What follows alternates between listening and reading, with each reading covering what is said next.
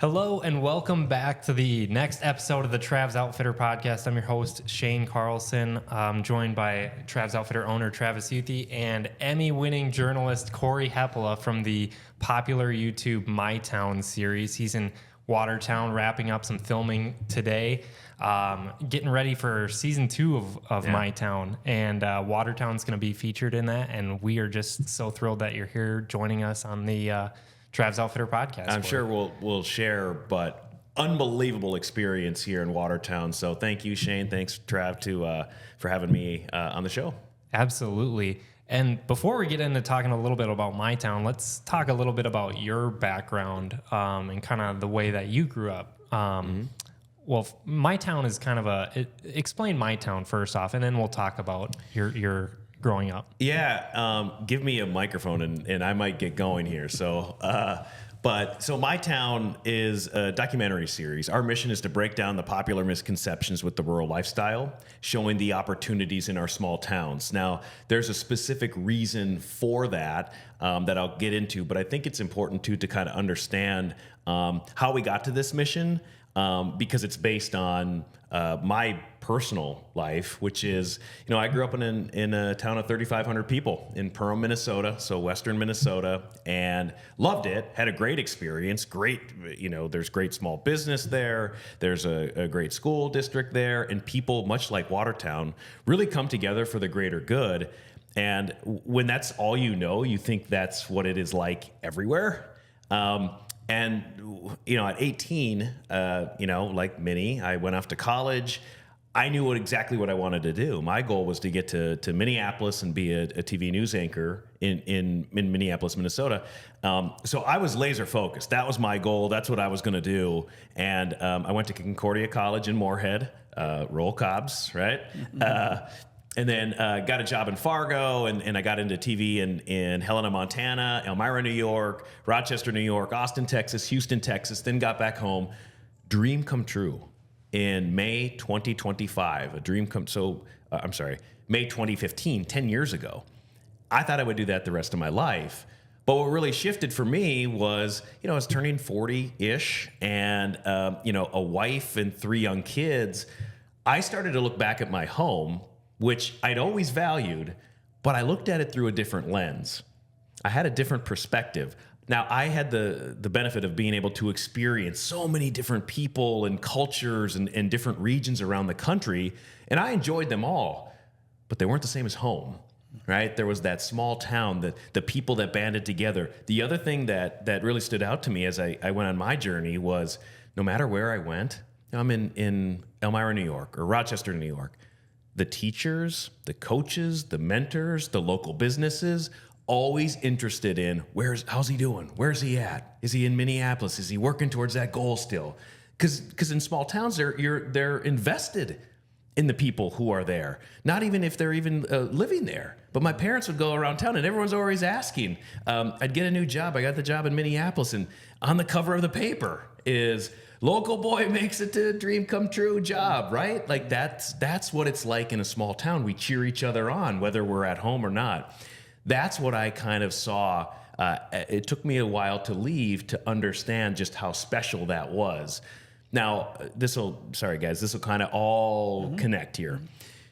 But I'm living in this Twin Cities at a dream job, doing exactly what I wanted my life to do. I thought I would do that the rest of my life.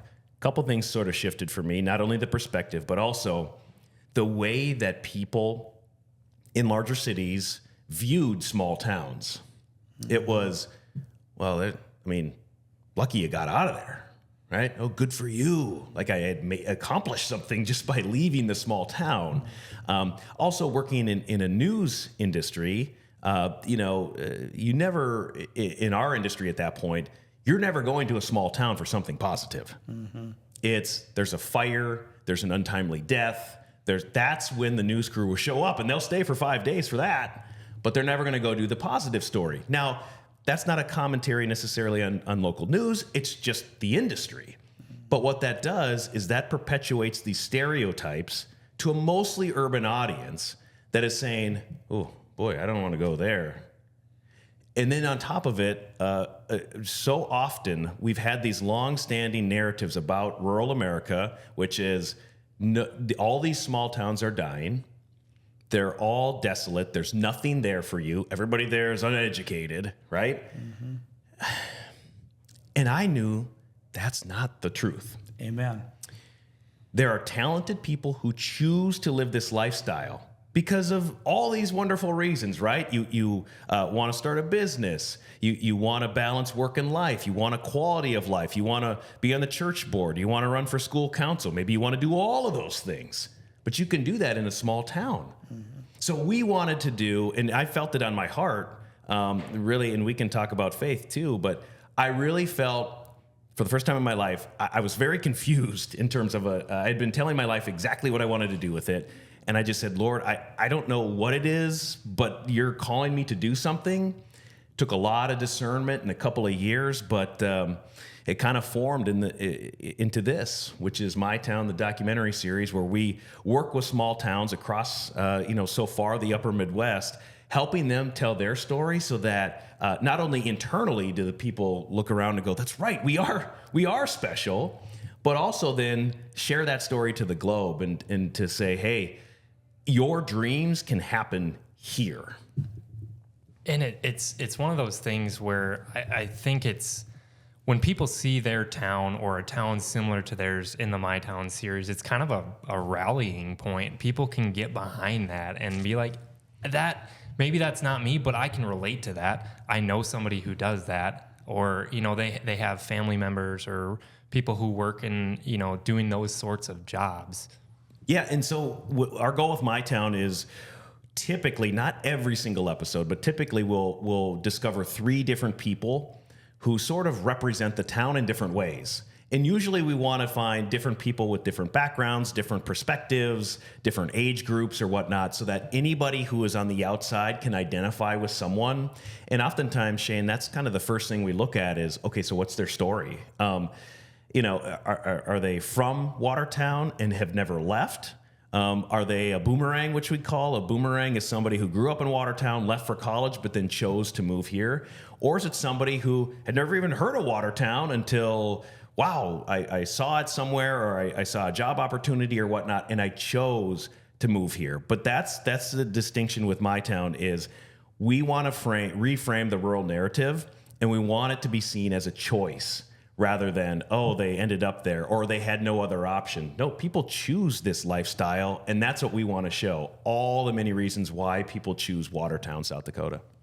And Travis, you've lived in Watertown your basically entire life. So what does this mean to you to have such a thing as My Town coming to Watertown and highlighting the community that you grew up in? Yeah, so the way we got connected was through a mutual acquaintance or friend or whatever, through our leadership roundtable. And we were made aware of what Cory and his team were doing. And we talked about it. Just there was 3 or 4 of us in the room. And Dave Moffett and I looked at Mike, my general manager, and I said, you know what? I said, we're in. We're in. And Dave Moffett said, yeah, we're in. And so, just between the 2 of us, I'm not saying this boastfully, I'm just saying we were in. Yep. We had 25% of what the fee was to get them here. We just believed in it. I believed it was the right thing to do. I've often said, and we've talked on podcasts, I've been on the radio, I've spoken publicly. Watertown isn't perfect, but Watertown is very, very, very good. And it's easy when we live in a town for most of our life.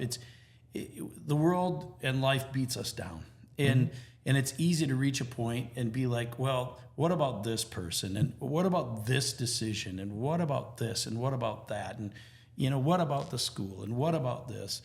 And it's really easy, talk about faith, it's really easy. The devil wants to tear things apart, right? Mm-hmm. And so we have to I believe this very firmly, we have to make a decision of whether we're going to see the good or we're going to wallow around in the bad. And I just saw this, just me personally, in that initial meeting, I saw this as an opportunity for us to create a sort of rallying cry for Watertown, South Dakota. I'm not saying that Watertown was circling the drain, not saying that Watertown had to have this. I just felt like this is something that was the right thing to do for our community. And that's why we're all in, and that's why we're heavily invested in it. Well, and we so appreciate the support and bringing us here, because it's been just an eye-opening experience. But one of the things you mentioned, Trav, is that we speak often to, and I think this happens in the upper Midwest often, and especially in small towns, but we're hardworking, we're humble people. We don't like to raise our hand, right? Mm-hmm. We just don't. We go about our business, we go about our work, and we're like, it's but that's who we are. That's who we are as a people. But we kind of have to raise our hand now. We have to say, no, this is a pretty great place to live. And then on top of that too, is one of the things I talk about with small towns often is we have to let go of that limited language. Yeah. Because too often we do think back and go, well, if only we had this, or back in the day, or, well, you know what? We are our biggest town advocates. Mm-hmm. If we are speaking negatively about our town, guess what other people are going to say? Yes. They're going to be like, well, why would I want to go there? Yes, that's right. So if you love your home, speak about it positively, because here's the truth. There's no perfect place out there. There's no perfect town that has it all. Like, we all have things that we're concerned about, or challenges or struggles. But I can tell you from being out there, Watertown is a very, very special place. But sometimes it takes an outside perspective to come and, help us realize that again. Yeah. My hope, my dream, it's a very short dream, but my dream is when this is done and Cory says, hey, we're going to release this thing, whether we have it at the Goss, or, whether we have it at the ice arena, or wherever we have this, I would love to have 2,000-3,000 people show up for the very first viewing of the My Town series, Watertown, South Dakota episode.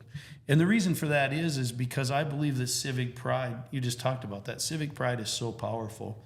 And if we can lock arms and we can work together, although Watertown is a special place, and my wife would say, Travis, you struggle with being satisfied. This isn't that I'm not, it's not that I'm not satisfied with Watertown. I love Watertown. We decided to make a huge investment when we built the store in Watertown. We stayed in Watertown. We had opportunities to go to other towns. But I would love it if we could lock arms as a community and be like, yeah, this is where we live. We're proud of it. It is special.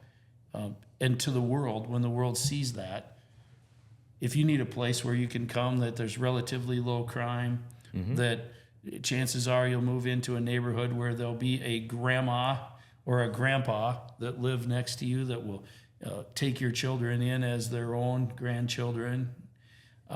If you want a place where you can get in touch with anybody that you need. The one thing that it's a funny thing, and people probably shake, I love on Saturdays, being in retail, I worked a lot of Saturdays, but I haven't worked Saturdays for a long time. But I love the fact that if I need to go someplace, I never take a wallet, because I walk into a place and they just write it down and they send me a bill. And there's this freedom, right? I mean, it's like Cheers. Yeah. Everybody knows your name. Old pickups and motorcycles, and I purposely don't drive anything that has a radio in it on the weekends. And the reason I don't is because I want to hear the community. I want to be immersed in the community. I don't want to be in some far off place in my mind.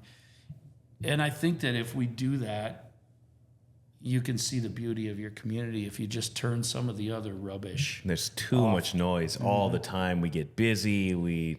And that, Trav, I think what it sounds like to me is you find space and time to really listen. And that's what I kind of talk about when we talk about discernment. Is a lot of times we can say, well, we're listening to God, but we kind of have one foot in, one foot out.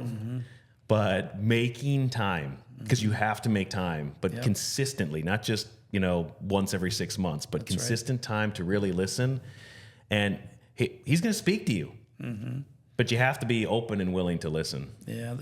The other part about listening to God is, and I've struggled with this in the past, but I'm aware of it. we say we're listening to God, but we're mostly hearing what he has to say that affirms what our opinions already are. And until you find a space that's completely silent, and we take away all of the other thoughts and wants that we have, so that we can hear God in his entirety, not just hearing what he has to say about the direction I want to go. And sometimes when we do that, God's direction is vastly different than the direction that we think we want to go. But if we're sensitive to that, he can take us places that we never can achieve without that. So, Travis, I want to bring it back to something that you were saying about, you know, when people come into a small town, they have an older neighbor. They can grow a business. They can grow a family. To me, when you were speaking about that, that sounded an awful lot like the American dream. Yeah, for sure. I was raised. My dad was a power lineman. I've shared this many times, and I'm fortunate. My parents are both still alive. But we were, if you looked at it in today's, we were lower middle class. I mean, when we moved to Watertown, I don't know if I've ever shared this publicly, but when we moved to Watertown, it was the biggest community my parents had ever lived in. My dad didn't want my mom to work outside the home, and he wanted my mom to be home with us. And in those days, you had to pay to unhook your telephone in the community you left, pay to hook your telephone back up in the community you moved to. You had to pay to unhook your utilities, pay to hook them back up. Long story short, we moved into Watertown, and it was in August or September.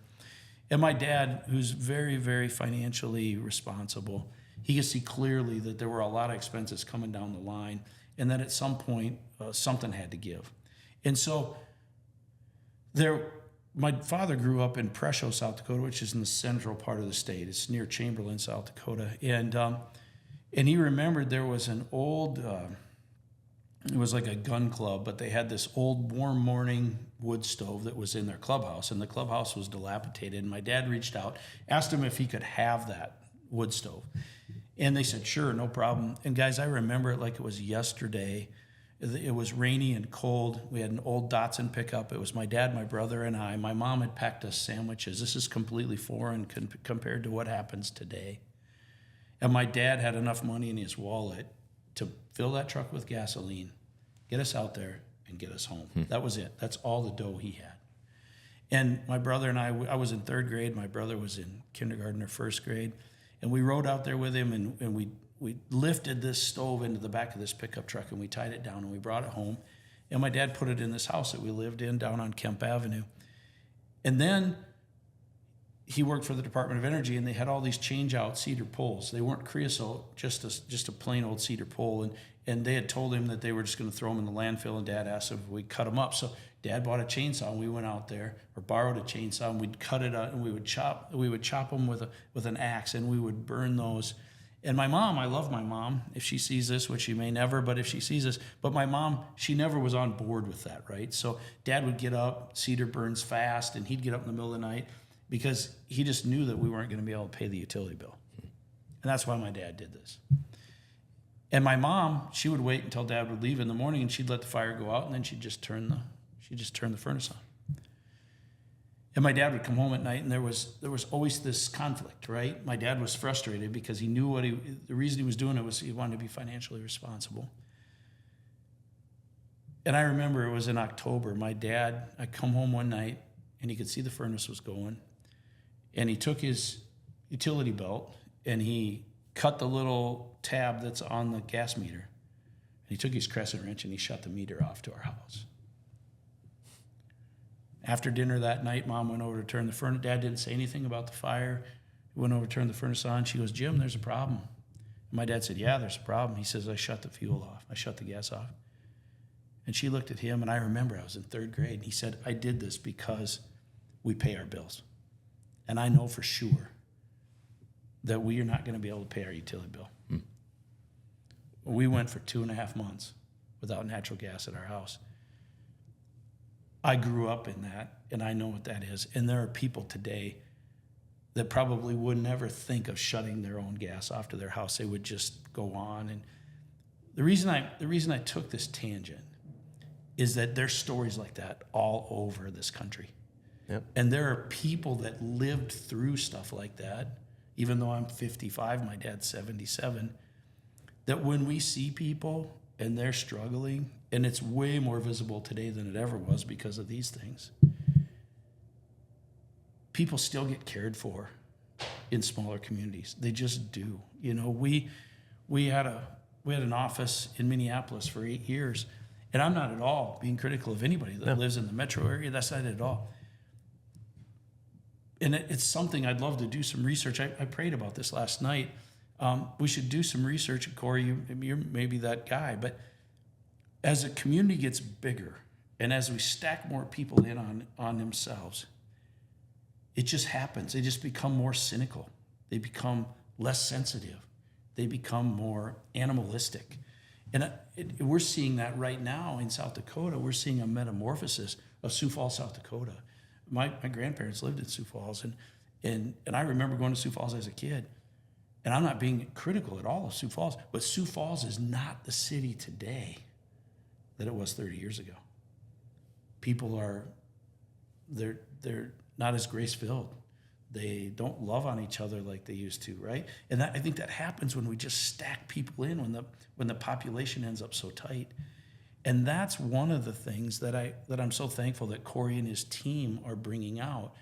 It's not at all that there's anything. You're not bad to live in Minneapolis or Sioux Falls or Lincoln or Fargo, but we're not bad for making the choice to live where we live, and we're not backwards because of that either. And we still have a voice. That community, small communities, still have a voice, and that's part of why I think this is so beautiful what you're doing. Yeah, and that's one thing we're very clear on too with the series is that we are not sharing stories to say, hey, this is better. Mm-hmm. This is not necessarily, but there's no better. People can make their choices, but what we want to do is we want to tell people it's okay. That's right. Because too often, all the other forms of media or narratives or whatever, just these longstanding misconceptions about rural America, have said, no, small towns are dying, can't go there. What this is saying is, no, actually, when you look at millennials and Gen Zers, the number one priority for them is quality of life. Mm-hmm. And do you know where you get quality of life? Mm-hmm. You get it in small town America. Yes. And not that you have to move here or anything like that. Mm-hmm. But also, if you are from a city, you may have these ideas of what it's like there from what you've seen or you've heard. And so we want to tell the authentic stories of, no, hey, if it's on your heart, come check it out. Just come look at it. Come visit. See what you think. Yes. That's the idea. Yeah. Because it might be what you're looking for. That's right. That's right. What's the reception been like for you, Cory, for living in the Twin Cities metro area? Have people responded as you thought they would, or what's the reception been like? And from the community outreach, how the communities that you've visited, how have they kind of been receptive to your projects? Been amazing. I mean, absolutely amazing. I would say the biggest compliment that we've gotten, and we get it quite a bit, and it's kind of similar, but it's the one that I take the most pride in. It's, hey, thank you for these stories, because I had these thoughts of what it's like to live in that small town or to go to that small town, and now I can kind of see it differently of what it is actually there. So we're humanizing the people in the community itself, showing the world, no, it's not just whatever you might think it is. It is, yes, talented people who are making a difference. And like Trav here, like, you have, the store here, you're opening up another one. We like to talk about, look at the business and the innovation and the things that get made out here in small town America. Watertown, in South Dakota in general, big ag state. How do you think we feed America? Well, we do it here in South Dakota. Yeah. We were in North Dakota a couple weeks ago at Watford City. They fuel America. Yes. And like, this is where things happen. Mm-hmm. And it's not just all back, like you said, Trav, it's not just all backwards things. Like there's science to it. There's innovation. There's smart people that are here. So that's really sort of, I would say, some of the best compliments that we get. I would say from a community response, Shane, would be this, and I'm not just saying this because I'm here in Watertown, has been the most energetic, welcoming welcome that we have experienced.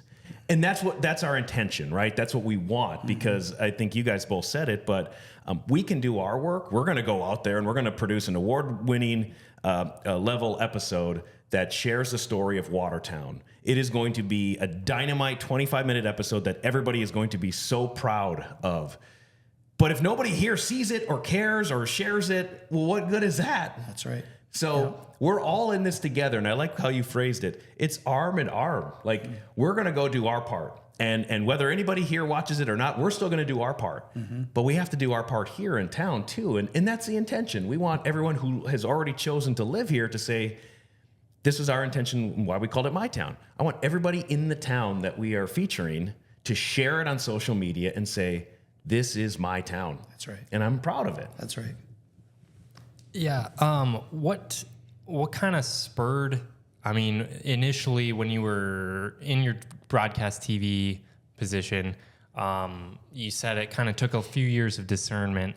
What was the turning point where you were like, okay, yep, this is exactly what I want to do. I'm willing to leave my career, which, I had worked for, and that was my dream. But what was that key moment where you were like, yep, this is it. I'm going to go for it? Well, in between then and now, I have had a couple failures. numerous failures in the course of my career, many rejections in TV. But even in that time, I think you mentioned it, Travis, but like, you can take a misstep, and I don't look at that as like, hey, God led me astray, or I misinterpreted something. Sometimes it's like you have to go through something to learn from it, so that when you're set up for the right thing, you're ready and you're prepared for it. Right. So I had missteps along the way where now my mission has stayed the same, but I took a couple missteps that didn't quite work out. And you sit down for a day or two and you go, what? Yeah, you're sad and you're depressed, but you go, I'm not going to stay in this place. I learned from that and we move. Yeah. But to answer your question, I guess I was really starting to feel it internally, but I was very confused. I didn't know what that meant. I did know that I had very specifically chosen to do what I wanted to do and said, that is what's going to make me happy. And then I got there and I was happy enough, but I wasn't really living with joy. Yes. And then as it went along, it was like, well, I can't do this the rest of my life. I'm not meant to do this the rest of my life. I am extremely grateful every day for my experiences in all the stations I worked at, and specifically then at the end at KARE 11 and WCCO. So grateful. Loved it. But I knew I'm not supposed to do that the rest of my life. And that's okay. That's also scary. What the turning point for me would have been 2017. I saw somebody in the Minneapolis area who I really admired, who had no idea, I'd never met this person, but had no idea who I was, I assumed, and all of that. I reached out to this person blindly. He was a major CEO of a company, but that wasn't why I reached out. I reached out because he was in that position. He was a father. He was a Christian. He was also a community leader who was advocating for his community and his state. And I loved the way that he could clearly communicate and champion the Twin Cities, but also the state of Minnesota. And when I looked in my life and where I wanted to go, and knowing my own skills, I know I'm a good communicator. I know I'm a good energizer. I know I can really help with those things. He was somebody that I said, I feel like I'm supposed to, follow that sort of model. Anyway, I pour out in an email my story and what's on my heart. And I just said, if you would just be open to a 15-minute conversation, I would love to just pick your brain on balancing all of those things in leadership. And I hit send. And I instantly regretted it. I'm like, why would you do that? Like, this guy doesn't know me or whatever. My life changed when 30 minutes later, the CEO of US Bank responded back and said, I'd be delighted. I'd be delighted to talk with you. Wow. And Mr. Richard Davis, has since gone on and been the CEO of Make-A-Wish and all of that, because he is just like heart of gold. Everybody who meets him is like best leader ever. But he sat down with me and thus started a mentorship and a friendship. Now, what I found out is that I'm not alone. He has touched so many different people out there because he has that on his heart. That was really important to him. But it changed my life. And one of the things that he said to me at that point that really shifted my mindset was, he kind of listened to me a lot and listened to my story and all of that. I asked him, so when you were younger, did you, plan on being a CEO? Did you want to rise to this level? Were you super competitive?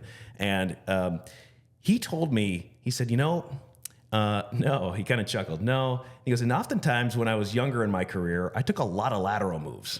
And my peers were lapping me. They were rising ahead of me. And he said, but I was more interested in learning. And he said, you have this too. He said, continue to be constantly curious.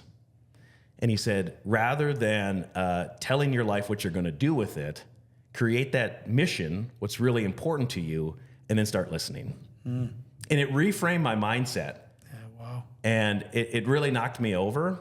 And so that's what really started the discernment for me. It took a couple of years. I ended up getting a call, which I would say I would not have been in a place to be as receptive had I not gone through that process. But I got a call in 2019 from my hometown, Perham, in Otter Tail County, Minnesota, from a guy named Eric Osberg, who is the rural rebound coordinator for the county. And he said, we have a problem here. Nobody looks at us as a place to live, work, and play. And he wisely said, I want to do something creative. I want to tell our story in a creative way, but I don't, do you have any ideas? How can we do that?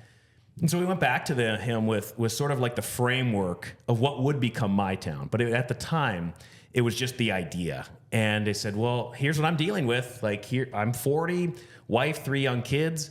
I love where I grew up, but I wanted to leave. And now I'm 40 and thinking, I don't know, that's pretty great there. Why don't we meet with people who choose to live there? And they kind of show me around the county and why they choose to live there. And he loved the idea. So that's where the idea really started. But I had a full-time job, and then I was doing this sort of on the weekends. We called this docuseries Rural by Choice. And it was just stories from Otter Tail County. We did season 1. It did so well. It got commissioned for a season 2. So we did in total 12 episodes, 2 seasons, 1 in summer and 1 in winter. And it did so well that it was starting to get sort of attention in Minnesota and people were noticing. But that's where the idea came for me and for us and the work that we did. But it also, when I was doing that, that's when I knew. I'm like, this is what I'm meant to do. And it's kind of checking all those boxes that I was, talking with Richard about long ago. So it became, how do I champion small and rural America? Well, not ignoring certainly cities, but just people in these, towns and the states that we love. How do we do that? Well, I can do that through communicating and storytelling. So from there, the Brookshire Company, which is an economic development company, do a lot of work with companies who are looking to grow and expand and specifically, potentially look at small to mid markets so that we're bringing jobs and people and economies to small towns. Well, this company's a small company, but, has a lot of relationships with economic development leaders across the country. And so they came to me, Jerry Norton, our founder at the Brookshire Company, and he said, I love what you're doing with Rural by Choice. Can we help other towns across the country tell their story so that they can utilize this as a way to point and say, like, hey, why not us? Mm-hmm. And so that's where my town was started. And how did Watertown come to be kind of on the radar for season 2?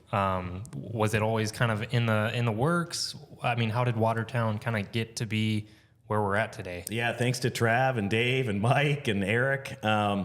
It was interesting because we had done season 1. So we created the MyTown brand in early 2023. And then we kind of developed it. We got things organized. And then we said, are any communities interested? And we got a lot of communities interested, which is a great thing. And so we selected 7 in season 1. We did 7 towns across 4 states. So Minnesota, Wisconsin, Iowa, and North Dakota. Those all came out in fall of 2024. But so in the summer of 2024, other communities were seeing that we were filming and we kind of knew then, we're like, well, let's plan for a season 2. So we were greenlit for a season 2, and we were getting a number of applications. We actually had to create a more systematic application process because we were getting interest, which is a great thing. And then in October of 2024, we selected 7 towns across 5 states, and we were set. And then I get a message from Dave Moffat, and he says, what about Watertown? And I was very much hesitant because just the workload, like it's, this is a year-long process for us. We don't just show up to town and film. Like there's a lot of work in the pre-production process, discovering the themes and the people, getting a film schedule, and then scheduling 7 different locations. And our team is small-ish by design because we want to be able to tell the authentic stories without getting so many other people, the creative process, so many other people involved. So it's like, okay, what can we handle? But what really stood out to me was the way that Dave spoke about the entire community. And then when he brought in Travis and Mike, we hopped on a Teams call. I was very interested about some of the themes that they were talking about, just the connection and the cooperation here, but also the diverse economy that is here too. You have manufacturing and a lot of homegrown businesses. And then you have, a person like Joy Nelson out there. And there were just a lot of cool things that were kind of, bubbling up. But then we hopped on a Teams call.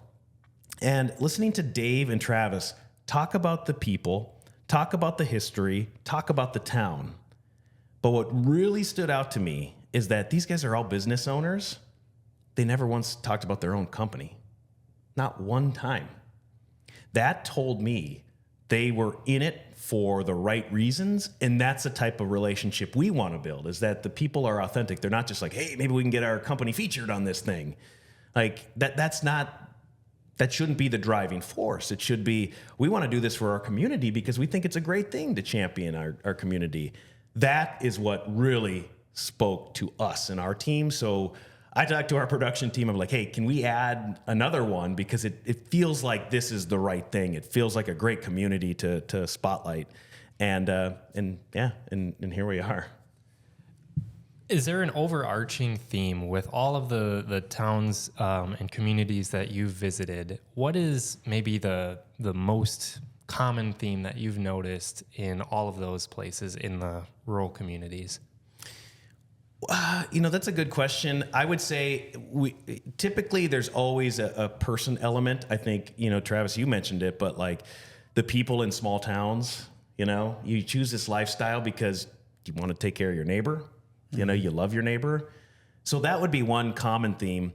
One thing that I can say, and I couldn't say from the beginning, right? There's a lot of things that we want to sort of approach, but this is also a documentary. So we don't, it's not like we write the story before we come. Mm-hmm. We have different things we want to explore, and we have different people we want to meet, but ultimately what happens, and then we capture that moment and we write a story around it.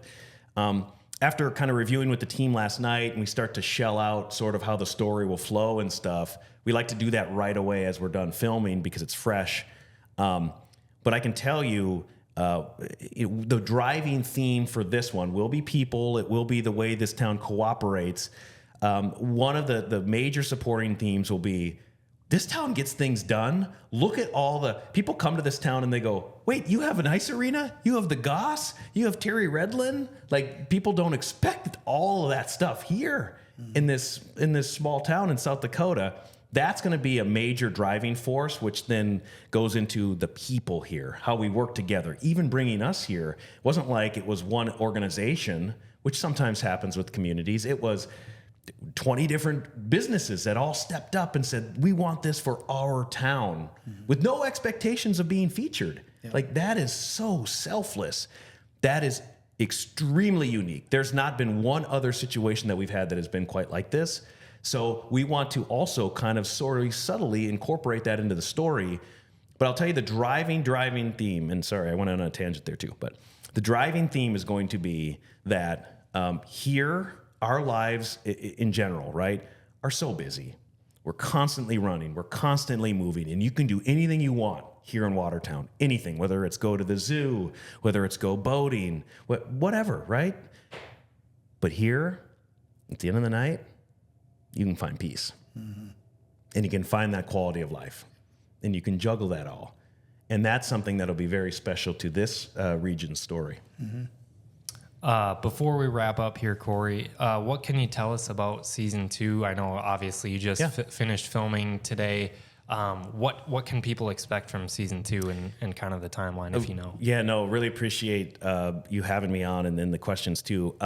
So we're filming 8 towns in 5 states, and the episodes will come out starting late October. So late October through mid-December, every Sunday night for 8 weeks.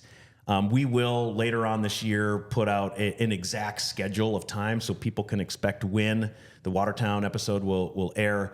I can tell you we shot a podcast episode with Victoria Hennon, a small business owner here downtown. Wonderful story of just sort of letting go and following the Lord's lead that ended up, I mean, there were so many different challenges in her life, and yet here she is as a thriving small town business owner, bringing a need to the community with coffee and a breakout room. And I love why she named it Breakout, because it's an escape room, but she talks about you're not meant to escape, you're meant to break out. Mm-hmm. And I love that so much. So Victoria and I talked about her life and her decision to choose Watertown.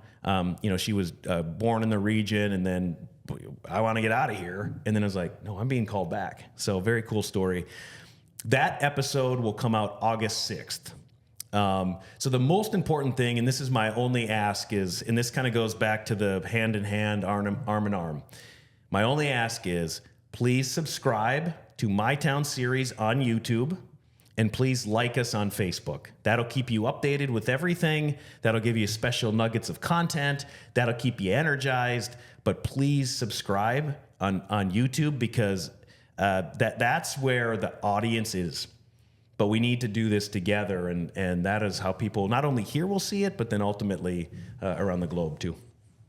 Awesome. Any parting thoughts before we wrap up here, Travis? No, just super thankful. We've said that a million times, but I don't think there's a limit on thankfulness. So glad to have you. Thanks for taking time with us today, and thanks for the work that you've done in Watertown. And we're excited.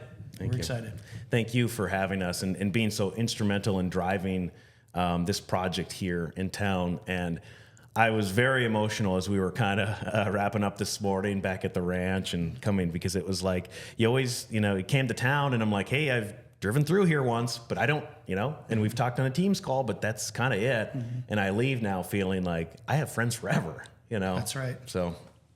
Well, we appreciate you, Cory, and thanks for taking time for us this morning here on our podcast, and for all the work that you've done here in Watertown the last few days and advocating for rural communities across the country. So super grateful for that. And you heard it from Cory himself. Please like and subscribe on YouTube, the My Town series on Facebook, all the social media platforms that are out there. That's where you'll stay updated. And we're looking forward to seeing Watertown featured on season 2 of My Town series with Cory Hepola. Thanks for listening, everybody. Thanks now. Thanks.